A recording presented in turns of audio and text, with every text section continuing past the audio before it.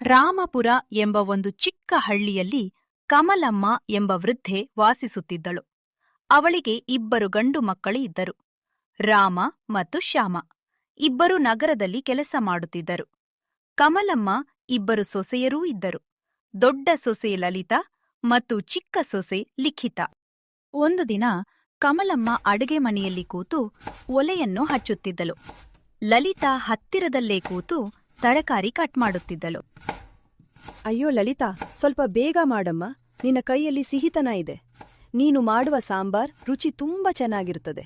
ಮತ್ತು ಅವಳನ್ನೋ ನೋಡಮ್ಮ, ಆ ಅಪಶಕುನ ಯಾವ ಕೆಲಸಕ್ಕೆ ಕೈ ಹಾಕಿದ್ರೂ ಅದನ್ನು ಹಾಳು ಮಾಡಿಬಿಡ್ತಾಳೆ. ಅಯ್ಯೋ ಅಮ್ಮ, ನೀವು ಕೂಡ ಹೀಗೆ ಹೆಚ್ಚಾಗಿ ನನ್ನನ್ನ ಹೊಗಡ್ತಾ ಇರ್ತೀರಲ್ಲ.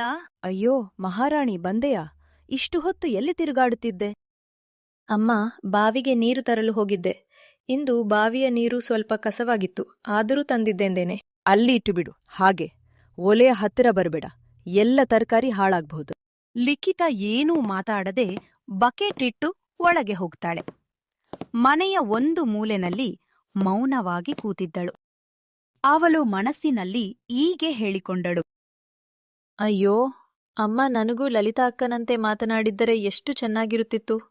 ನಾನು ಯಾವ ತಪ್ಪನ್ನೂ ಮಾಡಿಲ್ಲ. ಸಂಜೆ ಸಮಯದಲ್ಲಿ ಕಮಲಮ್ಮ ಮತ್ತು ಲಲಿತಾ ಅಂಗಳದಲ್ಲಿ ಕೂತು ಟೀ ಕುಡಿಯುತ್ತಿದ್ದರು. ಗೀತಾ ಅಡುಗೆ ಮನೆಯಲ್ಲಿ ಪಾತ್ರೆ ತೊಳೆಯುತ್ತಿದ್ದಳು. ಈ ಬಾರಿ ನಿನ್ನ ಶ್ರೀಮಂತ ತವರು ಮನೆಯವರು ನಿನ್ನನ್ನು ಹಬ್ಬಕ್ಕೆ ಕರೆದಿದ್ದಾರಾ? ಹೌದಮ್ಮ, ಅಣ್ಣ ಪತ್ರ ಬರ್ದಿದ್ದಾರೆ. ಮುಂದಿನ ವಾರ ಎಲ್ಲರೂ ಮನೆಗ್ ಬರ್ಬೇಕು ಅಂದಿದ್ದಾರೆ. ಆಹಾ, ಚೆನ್ನಾಗಿದೆ. ನಾನು ಕೂಡ ನಿನ್ನ ಜೊತೆ ಬರುತ್ತೇನೆ. ಅವರು ನಮ್ಮನ್ನು ಚೆನ್ನಾಗಿ ಉಪಚಾರ ಮಾಡುತ್ತಾರೆ. ಅಷ್ಟರಲ್ಲಿ ಲಿಖಿತ ಬಂದು ಸಣ್ಣ ಧ್ವನಿಯಲ್ಲಿ ಹೇಳುತ್ತಾಳೆ. ಅಮ್ಮ, ನಾನು ಕೂಡ ನನ್ನ ತವರು ಮನೆಗೆ ಹೋಗಬೇಕು. ಅಮ್ಮನ ಆರೋಗ್ಯ ಸರಿಯಿಲ್ಲ. ನಿಂತವರು ಮನೆಗೆ ಹೋಗೋ ಸಮಯ ಇನ್ನು ಬಂದಿಲ್ಲ. ನಿಂತವರು ಮನೆಯವರು ತುಂಬಾ ಬಡವರು. ಅಲ್ಲಿ ಹೋಗುದ್ರಿಂದ ಏನೂ ಲಾಭ ಇಲ್ಲ. ಲಿಖಿತ ಮೌನವಾಗುತ್ತಾಳೆ. ರಾತ್ರಿ ಅವಳು ಹಾಸಿಗೆಯಲ್ಲಿ ಮಲಗಿದ್ದರೂ ನಿದ್ರೆ ಬರುತ್ತಿರಲಿಲ್ಲ. ಅಮ್ಮ ಹೇಳೋದು ಸರಿ ಇರಬಹುದಾ? ಶ್ರೀಮಂತ ಬಡವರ ವ್ಯತ್ಯಾಸವನ್ನ ಜನ ಮರೆಯಲ್ವೇ? ನಾನು ಇನ್ನು ಸಹಿಸ್ಬೇಕಾ? ಆದ್ರೆ ಎಷ್ಟು ದಿನ? ಮರುದಿನ ಬೆಳಿಗ್ಗೆ ಲಲಿತಾ ಹಾಲು ತೆಗೆದುಕೊಂಡು ಅಡುಗೆ ಮನೆಯಲ್ಲಿ ಇಡುತ್ತಿದ್ದಾಗ ಆಕಸ್ಮಿಕವಾಗಿ ಹಾಲಿನ ಪಾತ್ರೆ ಕೈಜಾರಿ ನೆಲಕ್ಕೆ ಬೀಳುತ್ತದೆ. ಅಯ್ಯೋ, ಇದೇನಾಯ್ತು? ಇಷ್ಟು ಹಾಲು ನೆಲಕ್ಕೆ ಬಿತ್ತು. ಅಮ್ಮಗೆ ಗೊತ್ತಾದ್ರೆ ತುಂಬಾ ಕೋಪಗೊಳ್ತಾರೆ. ನಾನೀಗ ಏನ್ ಮಾಡ್ಲಿ? ಕೆಲ ಕ್ಷಣ ಯೋಚಿಸಿದ ನಂತರ ಅವಳ ಮುಖದಲ್ಲಿ ಕುತಂತ್ರದ ನಗು ಬರುತ್ತದೆ. ಯಾಕಿದನ್ ಲಿಖಿತ ಮೇಲೆ ಹಾಕ್ಬಿಡ್ಬಾರ್ದು? ಅಮ್ಮ ಅವಳನ್ನು ಈಗಾಗ್ಲೇ ನಂಬುದಿಲ್ಲ. ಅವರು ಸುಲಭವಾಗಿ ನಂಬಿಬಿಡ್ತಾರೆ. ಲಲಿತಾ ಅಂಗಳಕ್ಕೆ ಬರ್ತಾಳೆ. ಲಿಖಿತ ಅಲ್ಲಿ ಪಾತ್ರೆ ತೊಳೆಯುತ್ತಿದ್ದಳು. ಲಿಖಿ, ನಾನು ಅಡುಗೆ ಮನೆಯಲ್ಲಿ ಪಾತ್ರೆಗಳನ್ನ ಇಟ್ಟಿದ್ದೇನೆ. ನೀನು ಅದನ್ನು ತೆಗೆದುಕೊಂಡು ಬಾ. ಸರಿ ಅಕ್ಕ, ಈಗ್ಲೇ ತರ್ತೇನೆ. ಲಿಖಿತ ಒಳಗೆ ಹೋಗುತ್ತಿದ್ದಂತೆಯೇ ಲಲಿತಾ ಓಡಿಕೊಂಡು ಹೋಗಿ ಅತ್ತೆಯನ್ನು ಕರೆದುಕೊಂಡು ಬರುತ್ತಾಳೆ. ಅಮ್ಮ, ಬೇಗ ಬನ್ನಿ, ಲಿಖಿತ ಏನ್ ಮಾಡಿದ್ದಾಳೆ ನೋಡಿ. ಇಬ್ಬರು ಒಳಗೆ ಬರುತ್ತಾರೆ.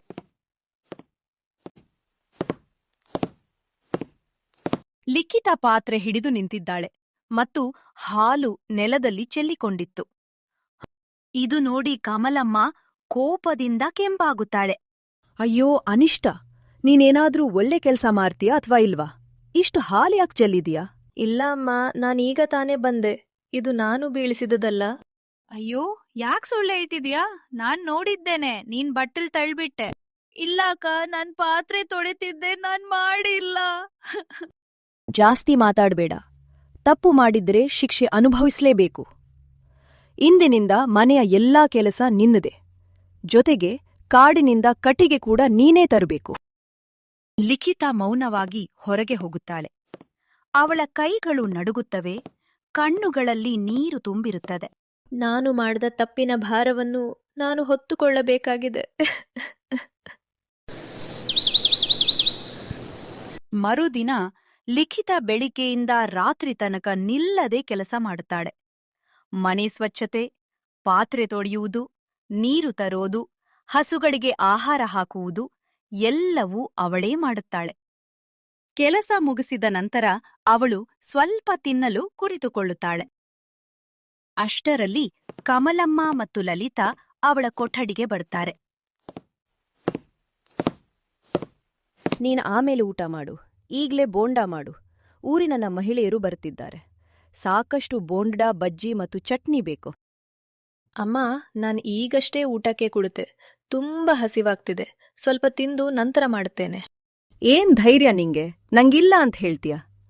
ನಿನ್ ತಾಯಿ ನಿನ್ಗೆ ಅತ್ತೆ ಜೊತೆ ಹೇಗ್ ಮಾತಾಡ್ಬೇಕು ಎಂದು ಕಲ್ಸಿಲ್ವೇ? ಅಮ್ಮ, ದಯವಿಟ್ಟು ನನ್ನನ್ನು ಕ್ಷಮಿಸಿ. ನನ್ನ ಮಾತಿನ ಅರ್ಥ ಅದು ಅಲ್ಲ. ನಾನು ಬೋಂಡಾ ಮಾಡಲ್ಲ ಅಂತ ಹೇಳಿಲ್ಲ. ಕೇವಲ ನಾನು ಸ್ವಲ್ಪ ಊಟ ಮಾಡಿ ನಂತರ ಮಾಡುತ್ತೇನೆ ಅಂತ ಹೇಳಿದ್ದೆ.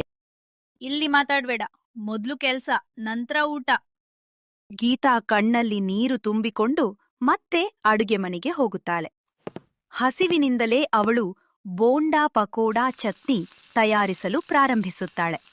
ಬಿಸಿ ಬಿಸಿ ಬೋಂಡಾ, ಪಕೋಡಾವನ್ನು ತಟ್ಟೆಯಲ್ಲಿ ಅಲಂಕರಿಸಿ ಅವಳು ಅಂಗಳಕ್ಕೆ ತೆಗೆದುಕೊಂಡು ಬರುತ್ತಾಳೆ. ಕಮಲಮ್ಮ ಮತ್ತು ಲಲಿತಾ ಊರಿನ ಮಹಿಳೆಯರ ಜೊತೆ ಕುಳಿತು ಬಿಸಿ ಪಕೋಡಾ ತಿನ್ನುತ್ತಿರುತ್ತಾರೆ. ಅರೇವಾ ಲಿಕ್ಕಿ, ನಿನ್ ಕೈಯಲ್ಲಿ ನಿಜವಾಗಿಯೂ ಜಾದೂ ಇದೆ. ಪಕೋಡ ತಿಂದ್ಮೇಲೆ ಮನಸ್ಸು ತುಂಬಾ ಸಂತೋಷವಾಗಿದೆ. ಪಕೋಡಾ ಮಾಡಿಕೊಟ್ಟು ಎಲ್ಲರಿಗೂ ಕೊಟ್ಟ ನಂತರ ಲಿಖಿತ ಅಡುಗೆ ಮನೆಯಲ್ಲಿ ಪಾತ್ರೆ ತೊಳೆಯುತ್ತಾ ಇದ್ದಳು. ಆಕೆಯ ಕೈಗಳು ಕೆಲಸ ಮಾಡುತ್ತಿದ್ದರೂ ಮನಸ್ಸು ತುಂಬಾ ಬೇಸರದಿಂದಿತ್ತು. ಆ ಮಧ್ಯೆ ಹೊರಗಡೆ ಅಂಗಳದಲ್ಲಿ ಕುಳಿತುಕೊಂಡು ಕಮಲಮ್ಮ ಮತ್ತು ಲಲಿತಾ ನಿಧಾನವಾಗಿ ಮಾತಾಡ್ತಿದ್ದರು. ಅಮ್ಮ, ಈ ಲಿಖಿತ ದಿನವೂ ಹೀಗೆ ಒಳ್ಳೆ ಕೆಲ್ಸ ಮಾಡ್ತಾ ಇದ್ರೆ ನಾಳೆ ಜನರು ಅವಳನ್ನೇ ಹೊಗಳ್ತಾರೆ. ನಮ್ ಮಾತಿಗೆ ಯಾರೂ ಬೆಲೆ ಕೊಡೋದಿಲ್ಲ. ಹಾಗಾದ್ರೆ ಏನ್ ಮಾಡೋದು? ನಾಳೆಯಿಂದ ಅವಳಿಗೆ ಇನ್ನೂ ಕಷ್ಟದ ಕೆಲಸ ಕೊಡೋಣ. ಹಗಲು ಹೊತ್ತಲ್ಲೇ ಕಾಡಿಗೆ ಕಳುಹಿಸೋಣ. ಅಲ್ಲಿಗೆ ಹೋಗಿ ಮರದ ಕಟ್ಟಿಗೆ ತರಲಿ. ಹಾಗಾದ್ರೆ ಅವಳಿಗೆ ಸಮಯವೇ ಇರೋದಿಲ್ಲ. ಹೌದು, ಅದು ಚೆನ್ನಾಗಿದೆ. ಹಾಗೆ ಮಾಡೋಣ. ಓ ಲಿಖಿತ, ಇವತ್ತು ನೀನು ಕಾಡಿಗೆ ಹೋಗಿ ಮರದ ಕಟ್ಟಿಗೆ ತರಬೇಕು.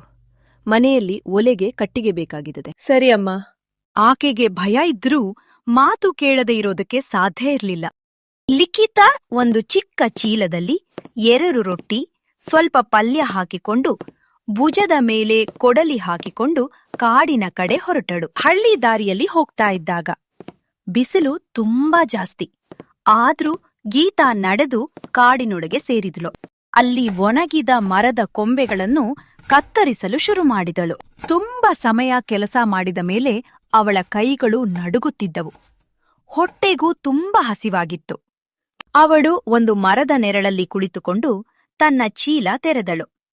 ರೊಟ್ಟಿ ತಿನ್ನೋಕೆ ಸಿದ್ಧವಾಗ್ತಿದ್ದಾಗ ಅಕಸ್ಮಾತ್ ಒಬ್ಬ ವೃದ್ಧ ವ್ಯಕ್ತಿ ಅಲ್ಲಿಗೆ ಬಂದರು.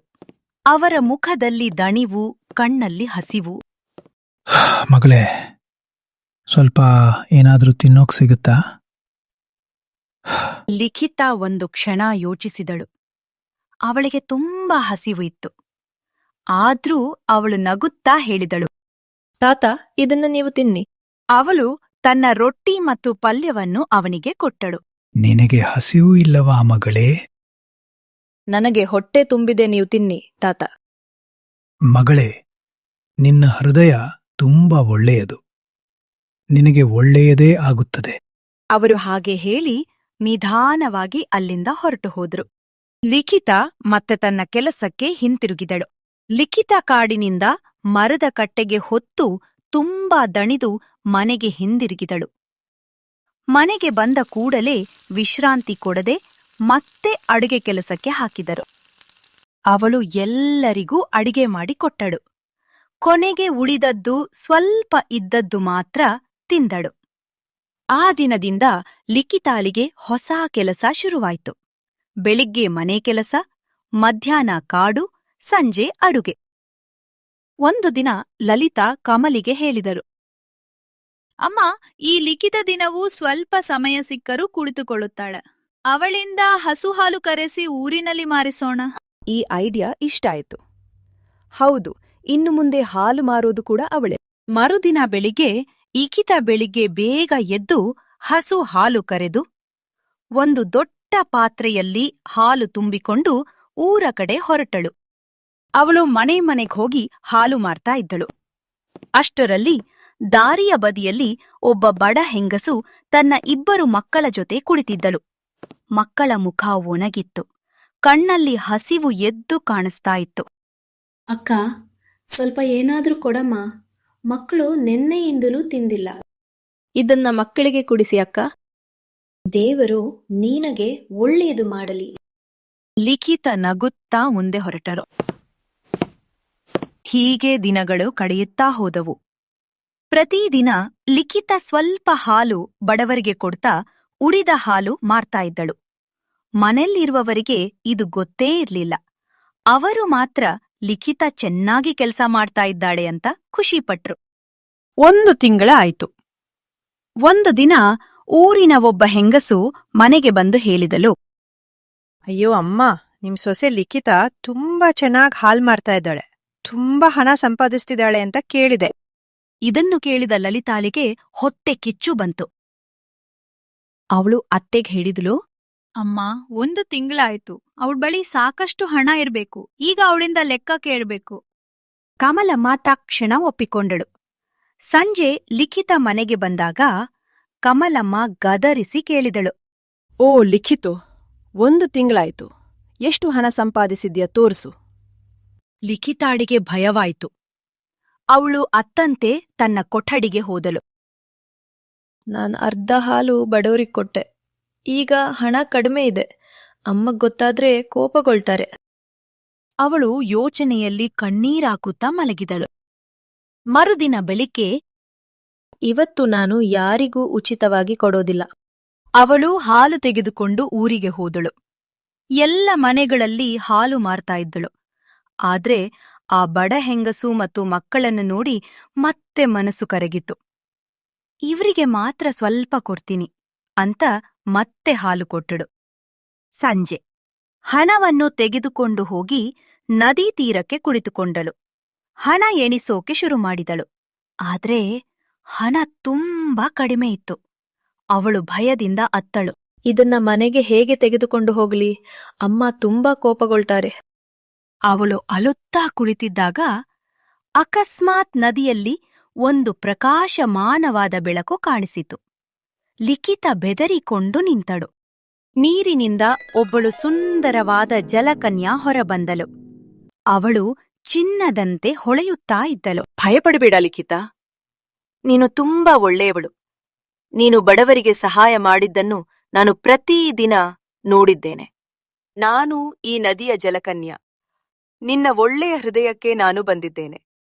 ಲಿಖಿತ, ನೀನು ತುಂಬಾ ಒಳ್ಳೆಯವಳು. ನೀನು ಹಣಕ್ಕಾಗಿ ಅಲ್ಲ, ಮನಸ್ಸಿನಿಂದ ಬಡವರಿಗೆ ಸಹಾಯ ಮಾಡಿದ್ದೀಯ. ಅದಕ್ಕಾಗಿ ನಾನು ನಿನಗೆ ಸಹಾಯ ಮಾಡ್ತೀನಿ. ನನಗೆ ಹಣ ಬೇಡ. ನನ್ನ ಅಮ್ಮ ಕೋಪಗೊಳ್ಳಬಾರದು, ಅದೇ ಸಾಕು. ಅವಳು ತನ್ನ ಕೈಯಿಂದ ಒಂದು ಚಿಕ್ಕ ಮಡಿಕೆ ತೆಗೆದುಕೊಟ್ಟಳು. ಲಿಖಿತ ಆಶ್ಚರ್ಯದಿಂದ ಮಡಿಕೆಯನ್ನು ತೆಗೆದುಕೊಂಡಳು. ಇದನ್ನ ಮನೆಗೆ ತೆಗೆದುಕೊಂಡು ಹೋಗು. ನೀನು ಸತ್ಯವಾಗಿ ಶ್ರಮಿಸಿದರೆ ಇದರಲ್ಲಿ ಹಣ ಕಡಿಮೆ ಆಗೋದಿಲ್ಲ. ಆದರೆ ಒಂದು ಮಾತು ನೆನಪಿಟ್ಟುಕೋ, ಇದನ್ನ ಲೋಭಕ್ಕೆ ಬಳಸಬೇಡ. ಜಲಕನ್ಯಾ ನಿಧಾನವಾಗಿ ನೀರಿನಲ್ಲಿ ಮಾಯವಾದಳು. ಗೀತಾ ಮನೆಗೆ ಬಂದಳು.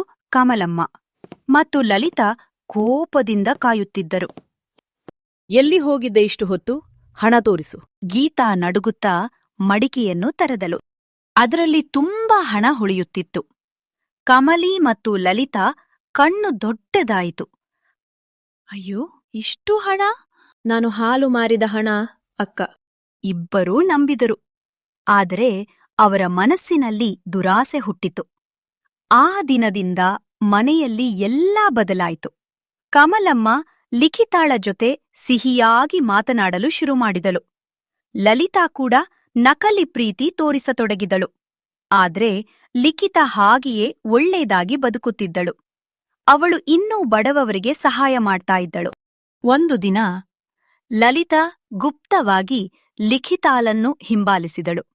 ಅವಳು ನೋಡಿದಳು, ಲಿಖಿತ ನದೀ ತೀರಕ್ಕೆ ಹೋಗಿ ಜಲಕನ್ಯಾಯನ್ನು ಭೇಟಿಯಾಗುತ್ತಿರುವ ಸತ್ಯ ಗೊತ್ತಾಯಿತು. ಅವಳು ಮನೆಗೆ ಹೋಗಿ ಅತ್ತೆಗೆ ಎಲ್ಲಾ ಹೇಳಿದಳು. ಇಬ್ಬರು ದುರಾಸೆಯಿಂದ ಮರುದಿನ ನದೀ ತೀರಕ್ಕೆ ಹೋದ್ರು. ಅವರು ಅತ್ತಂತೆ ನಾಟಕ ಮಾಡಿದ್ರು. ಅಮ್ಮ ಜಲಕನ್ಯಾ, ನಮ್ಮಿಗೂ ಸಹಾಯ ಮಾಡು. ಸ್ವಲ್ಪ ಹೊತ್ತಿನ ನಂತರ ಜಲಪರಿ ಹೊರಬಂದಳು. ಆದ್ರೆ ಈ ಬಾರಿ ಅವಳ ಮುಖ ಗಂಭೀರವಾಗಿತ್ತು. ನೀವ್ಯಾಕ್ ಬಂದಿದ್ದೀರಾ? ನಾವು ಬಡವರಿಗೆ ಸಹಾಯ ಮಾಡುತ್ತೇವೆ. ನಮಗೂ ಮಡಿಕೆ ಕೊಡಿ. ಜಲಕನ್ಯೆ ಕೋಪದಿಂದ ಹೇಳಿತು. ಸುಳ್ಳು ಹೇಳಬೇಡಿ. ನೀವು ಲಿಖಿತಾಳನ್ನು ಹಿಂಸೆ ಮಾಡಿದಿರಿ. ಅವಳ ಒಳ್ಳೆಯತನದಿಂದ ನಿಮ್ಮ ಮನೆಗೆ ಸಂಪತ್ತು ಬಂದಿರೋದು ಈ ಲೋಕದಲ್ಲಿ ಪ್ರತಿಯೊಬ್ಬರಿಗೂ ತಮ್ಮ ತಮ್ಮ ಕರ್ಮದ ಫಲ ಸಿಗುತ್ತದೆ. ಲಲಿತಾಳಿಗೆ ಸಿಕ್ಕದ್ದು ಅವಳ ಒಳ್ಳೆಯ ಹೃದಯದಿಂದ, ನಿಮಗೆ ಸಿಗೋದು ನಿಮ್ಮ ಕೆಟ್ಟತನದಿಂದ. ಕಮಲಮ್ಮ ಮತ್ತು ಲಲಿತಾ ನಾಚಿಕೆಯಿಂದ ತಲೆ ತಗ್ಗಿಸಿದರು. ಅವರು ತಮ್ಮ ತಪ್ಪನ್ನು ಅರಿತುಕೊಂಡರು. ಮನೆಗೆ ಬಂದು ಗೀತಾಳಿಗೆ ಕ್ಷಮೆ ಕೇಳಿದರು. ನಮ್ಮನ್ನು ಕ್ಷಮಿಸು, ನಾವು ತಪ್ಪು ಮಾಡಿದ್ದೇವೆ. ಆ ದಿನದಿಂದ ಕಮಲಮ್ಮ ಮತ್ತು ಲಲಿತಾ ಬದಲಾದರು. ಅವರು ಲಿಖಿತಳನ್ನು ಪ್ರೀತಿಯಿಂದ ನೋಡಿಕೊಳ್ಳಲು ಶುರುಮಾಡಿದರು. ಮನೆಗೆ ಶಾಂತಿ ಮತ್ತು ಸಂತೋಷ ತುಂಬಿತು. ಒಳ್ಳೆಯ ಮನಸ್ಸು ಮತ್ತು ಸಹಾಯ ಮಾಡುವ ಗುಣ ಇದ್ದರೆ ಜೀವನದಲ್ಲಿ ಯಾವತ್ತೂ ಒಳ್ಳೆಯದೇ ಆಗುತ್ತದೆ. ಲೋಭ ಮತ್ತು ಸುಳ್ಳು ಯಾವತ್ತೂ ನಾಶಕ್ಕೆ ಕಾರಣ. ಲಿಖಿತಾಳ ಕಥೆ ನಿಮ್ಗೆ ಇಷ್ಟವಾಗ್ತಿದ್ಯಾ? ಇಂಥ ಒಳ್ಳೆಯ ಸಂದೇಶ ಇರುವ ಕಥೆಗಳು ನೋಡಲು ನಮ್ಮ ಚಾನೆಲ್ ಸಬ್ಸ್ಕ್ರೈಬ್ ಮಾಡೋದನ್ನ ಮರೆತ್ಬಿಡ್ಬೇಡಿ.